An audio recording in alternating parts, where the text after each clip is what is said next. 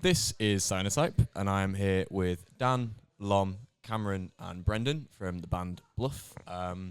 And I really want to just start the interview off with the fact that you guys are a bit of an enigma to me, because your online presence is so interesting in that you have all of these clips and snippets, but except for the acoustic version of OK, it's really hard to track down a full track at the moment.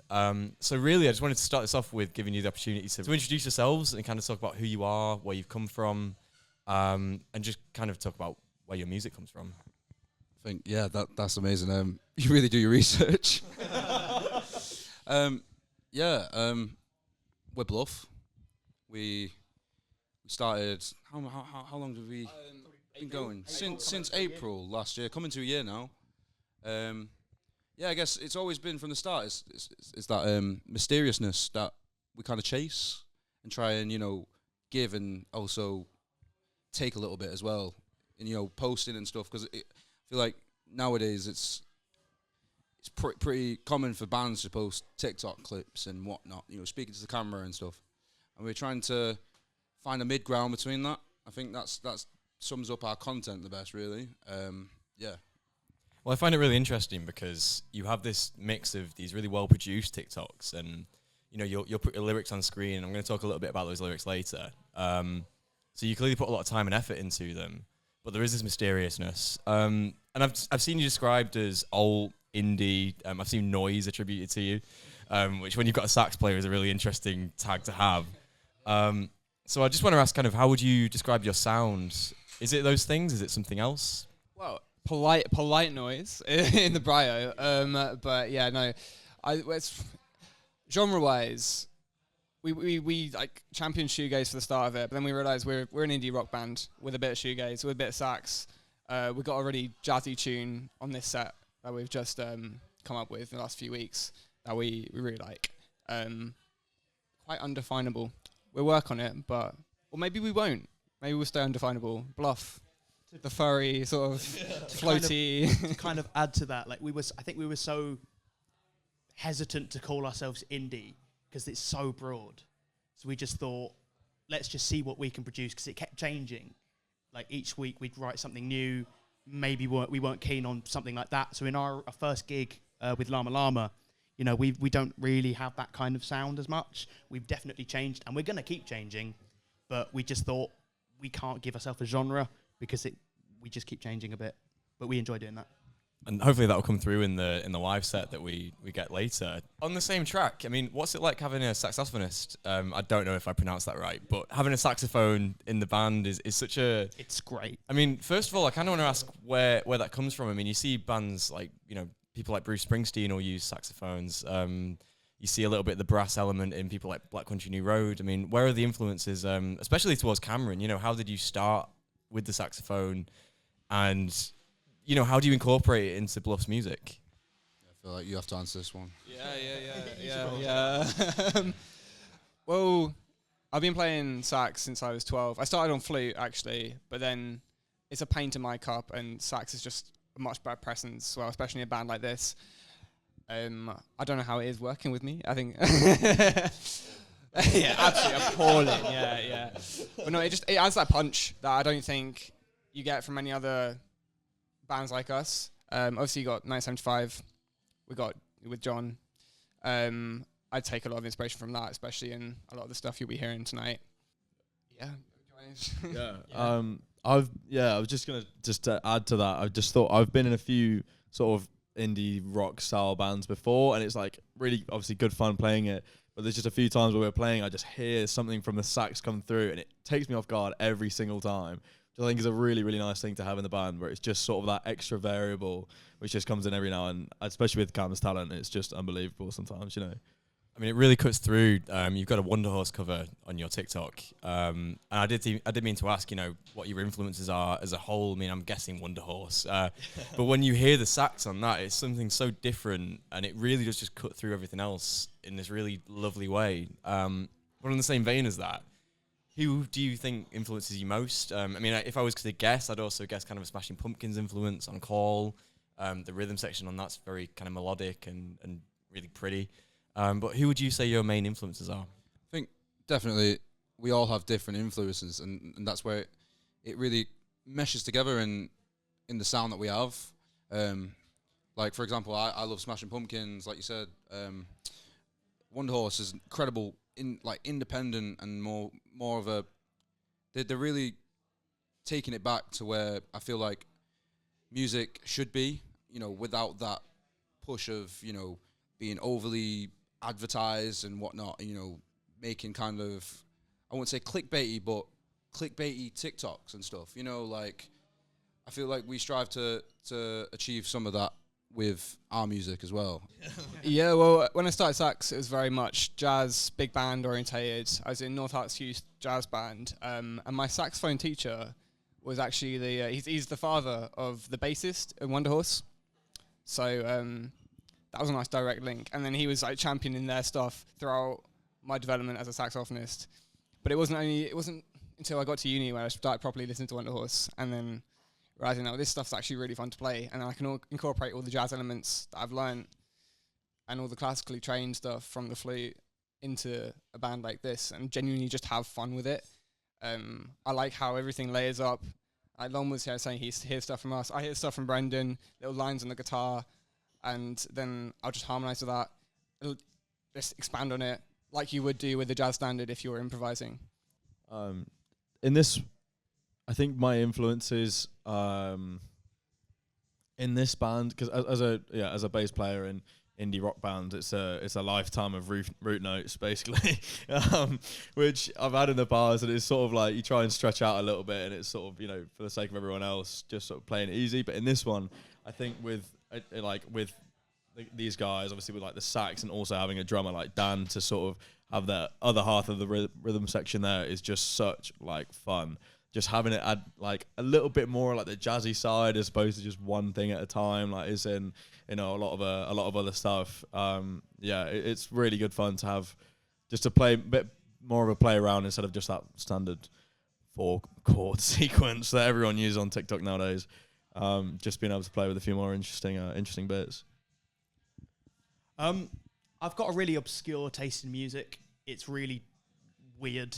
And if you were to check my light playlist on Spotify, you've got like Tiny Temper, and then next to that you've got a ghost track. So it's really weird. Before meeting this band, I did not care about the 1975. Now I can't stop listening to them. Like that just influence of just being around, and every time I go, oh, who's that? And then they look at me with a dirty stare. But also just in terms of the sound, when I joined these guys, they were so open to just new ideas. And I've been in lots of rock bands where you play 4/4, you play Boots and Cats, and it's just so boring. So credit to these guys for letting me just bring a little bit of like jazz influence, a bit of like Robert Glasper. Like I play keys as well, so it's quite nice to be able to bring creative element, melodic elements as well, not just drums, but also that as well. Like we'll always just chip in, help each other, or maybe try something like that, or should we add a harmony to that or something like that? I think definitely just another note to add on to that is bringing it back to where we originally formed as a band. I feel like coming from where we are, like where we started, when you ask who inspires you, I feel like we all inspire each other, not to sound cheesy or whatever. We do inspire each other a lot because we all listen to very different things, and it comes across more of the time as, what can we take from everyone's likeness and stuff like that, and really form our own thing and really, try and excel with that. I've seen you consistently in retro at open mic nights across the months, maybe not going as a full 4-piece, but going as individual elements and trying things out. Just to bring that back to the social media as well, your kind of visual style on those tends to be this kind of black and white with these hand-drawn overlays. And when you announced this gig, you used Femme Fatale by the Velvet Underground, very linked to Andy Warhol and Factory and all that DIY kind of thing. Is the DIY scene something that kind of influences you guys as well? Yeah, definitely. I feel like the band is a massive DIY project. A misconception nowadays is if you're in a band and you're good, you can make it. you know. And I feel like people often neglect that life gets in the way. You know, we all have jobs. We all do our own things. You know, sometimes Lom loves skiing, so we go skiing sometimes. Yeah, life gets in the way, and I think we definitely make it work ourselves. We put the effort in, and I feel like that's the most important part of it all. With the DIY aspect, definitely, not to plug merch or anything, but we've been messing around with cyanotypes. Actually, I will send the images over. My wonderful girlfriend Emma, she's been working on them in college and whatnot, and we're trying to make our own merch happen. Hopefully soon. Yeah. Can I add to that as well? We all live our lives. We've got jobs, things like that.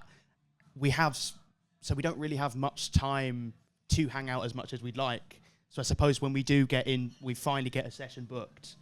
It's just the happiest part of my week, because like it's not just like, all right, writing session, let's go. It's like, oh, how you doing? Not seeing you in a bit. So, and I think that really comes out, especially with the content creating. Also, we're not really content creators. Like, that's why we don't really try and go for like the traditional TikTok. We're check out looks. We're not good at it, and we don't want to kid ourselves being that. So we just add our own element, and genuinely, what we're doing is just really fun, and that just really, we feel that. The rehearsals, it's always just it's a bit of fun, but it's like productive fun as well, and we all gel together. We layer our ideas over each other, and you know that bit of the rehearsal where everyone just swaps instruments and whatever. We made that work with we created a song just through messing around with each other's instruments and just seeing what actually works as individuals. We're not just our instrument. We have so many ideas that we can just work with. I think exactly going off that, I mean, yeah, in rehearsals, we all just mess around with each other's stuff. I mean, I'm not going to pretend like anyone can do what Cam does. That doesn't happen. Pretending that anyone's ever dared to go near his sax would be a lie. Cameron is only on the saxophone. He is, and no one else can take him from that pedestal. But it's just so fun sometimes where, like our last rehearsal, I just looked at Dan at one point, I was like, all right, come on, let's swap. Let's see what you've got on bass that I can interpret. So instead of having one mind on guitar, one mind on drums, and one mind on bass, you've got 3 or 4 on each, which is really, really fun because you just get so many influences from everyone as opposed to it just being 4 components coming together. You know, it's really nice to have a band full of like multi-instrumentalists. That interplay is so refreshing to hear about. I mean, there is a real underlying theme of that now, with you've got this musical influence being shared amongst each other, Dan developing your sound through whatever else is hearing, everyone else hearing everyone else's stuff and just working with it. It's kind of a double question here, but so you work full-time jobs. First of all, what's that like doing that and then doing your music? And second of all, we're here tonight because you're headlining a Northern Parasol gig. So how does that feel, and what was the process like in being in this place right now where we are? Having a job is a pain in the ass.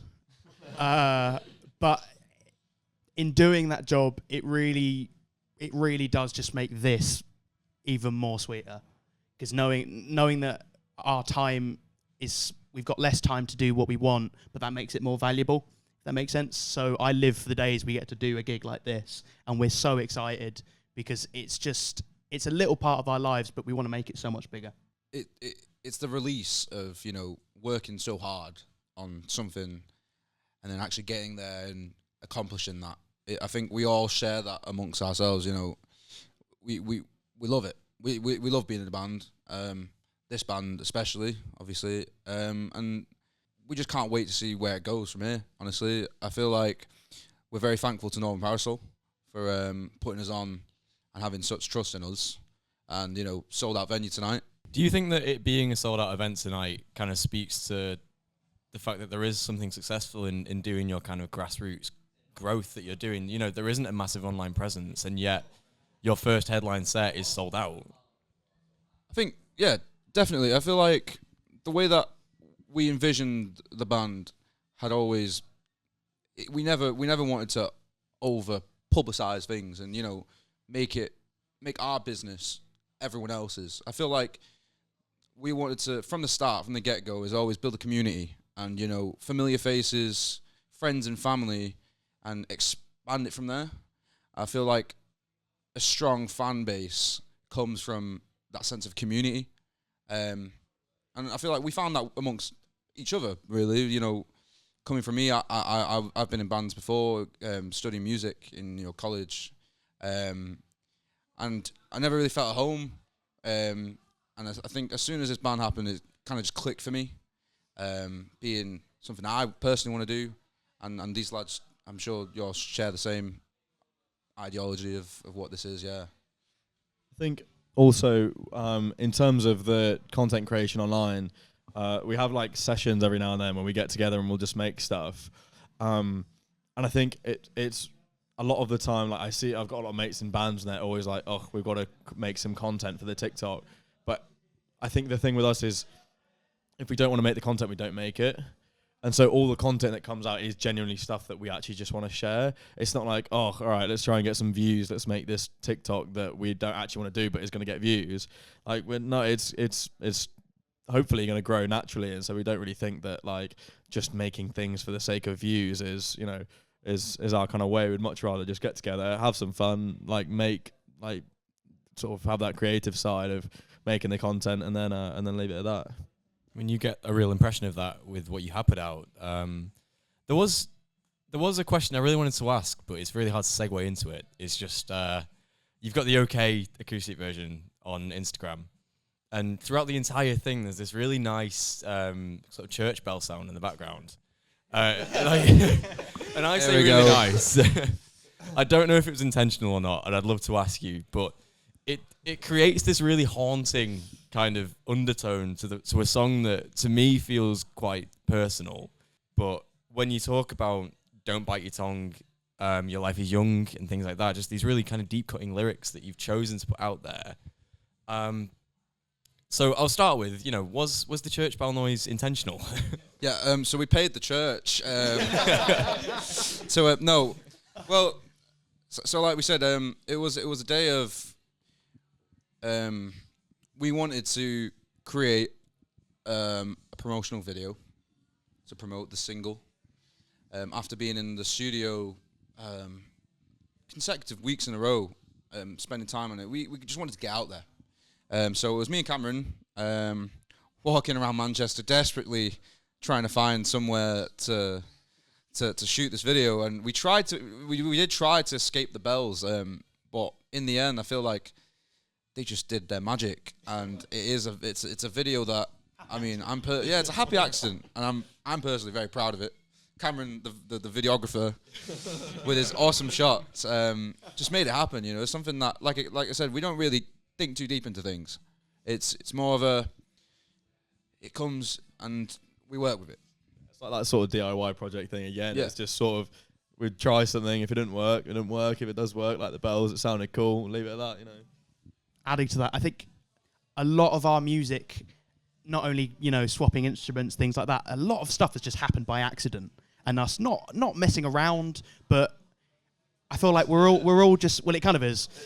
We're all just, I think we're all just so comfortable in our element. We know what this band means. We know what we're about, what we can do. So just messing around, and then just every so often I might hear Cam just like play a really nice note that may not fit over what like bass note you play, but then you'll play another one and he goes, oh, hang on, do that one again, that was sick. And then all of a sudden we could just cook up a tune. So I'd love to say there's like just skill and we know what we're doing, but there's a part of it that's just, we're happy to just let it happen. There is, I won't allude to too much, but there is one on our set last night which is very, very fresh, which was literally Brendan started playing just a really cool chord sequence. Dan started going along with it. I thought it was a cover. So I was like, okay, right, let's figure out what's going on here and see if I can play along with it. Carried on with it. And then at the end of it, I was like, when I was Spotify, I was like, what am I listening to? Let me try and hear it. And Brendan was like, no, I'll just pull that out. I was like, okay, right, let's go with it and just run with it and see what happens like that. You know, so they'd form very like organically, which I really, really like. And what about the theme of kind of personal exploration? Is that something that I've kind of got right about you guys? Is there a kind of personal element to your songwriting, and where do you draw your lyrics from? So I write the majority of lyrics as a songwriter. I take inspiration from often words that I can't normally get out in any sense, really. I try and put down pen to paper as often as I can whenever I hear lyrics. Or that being said, a lot of the band's lyrics come from absolutely nowhere. Like it's very cliche, but it's like it just happens. We'll decide on topics of songs afterwards after singing gibberish a million times over, and we often land on sometimes cheesy, sometimes more meaningful stuff. Like for the lyrics in Youth Club, "Don't bite your tongue, your life is young." I feel like that came from we're all young lads, and we're trying to make it in a scene which is very competitive, and we're trying to do it in a different way. So yeah, we've picked our poison, and whether we go down with it or whatever, we're more than happy to ride that wave and carry it with pride. Yeah, I think also because we're at like Brendan said, we're sort of at that age where all four of us have like a lot going on, be it uni or different things, like obviously relationships and things like that, and just various, like, it's such a crucial point in all of our lives, and we're sort of going through that, and obviously a lot of like changes, even in the last year, like when we've been together, we've all had like a lot of changes in our lives, which tends to like sort of come out in music when, you know, we come to rehearsal, or maybe somebody comes to us one day and they're not feeling that great about something that's happened, and then we'll write something new, and it will translate into that, which I think is really, really fun. Personal exploration for me, I think. I started this band when I was still doing my masters. So I was in my final year of masters at uni doing composition. After studying music for 5 years and being told to write various things that maybe you don't really want to fit into, or writing whole essays about something that it's meaningful, but you'd rather just be playing your instrument. Coming into this band properly like revitalized my love for music, like properly got me passionate about it all again, and I can't thank these boys enough. That's fantastic. Can't follow that, can you? Yeah, what we're supposed to do is say now, yeah. They're all sobbing now. Well, I mean, I'm really excited to see where you guys go in the future, to see if you'll maybe use more samples with the church bells, maybe incorporate that into your music. Anything really. I mean, it really is. Giving him an invitation. I'll fight for that now. Like you said, it's cool. Thank you. Well, I hope so. I mean, it's just incredible to see you guys kind of, that you do just take influence from each other, and that you kind of are always evolving and progressing, and you are involved with the grassroots scene. So to end off, I'm always terrible at endings. So who would win in a fight between Garfield and a rabid golden retriever? Rabid golden retriever any day of the week. Not a chance. Garfield, he's hungry all the time. One more time. Garfield and a golden retriever. Garfield and a golden retriever. And a rabid golden retriever. Oh, rabid. Really like. Like Any those day of the edgy Pinterest pictures of the dogs. Yes. Yes. Yes. I feel like Garfield has that underdog type car. Undercat. Sorry. It'll be Garfield for me. I'd put my money on Garfield. I think if you like starve him enough, and then offer a lasagna, you hold that in his face, he'll curb stomp that fucking dog. Yeah, we've Maybe been feed bluffed. it to the golden Starvation. retriever first, Ooh, that's dark. and then he goes for it. I like that. Yeah, Garfield. That's got my money. So are we Garfielding? Is that I think so. Yeah, Garfield. unanimous? Garfield, but starved Garfield. Starved Garfield. Starved Garfield. Sorry. Menace. Semantics. Yeah. Well, thanks a lot, guys. Thank you so much. Have a great night tonight. I hope the show goes well, and we'll catch you out there. But thank you for your time. Cheers. Thank you very much. Thank you.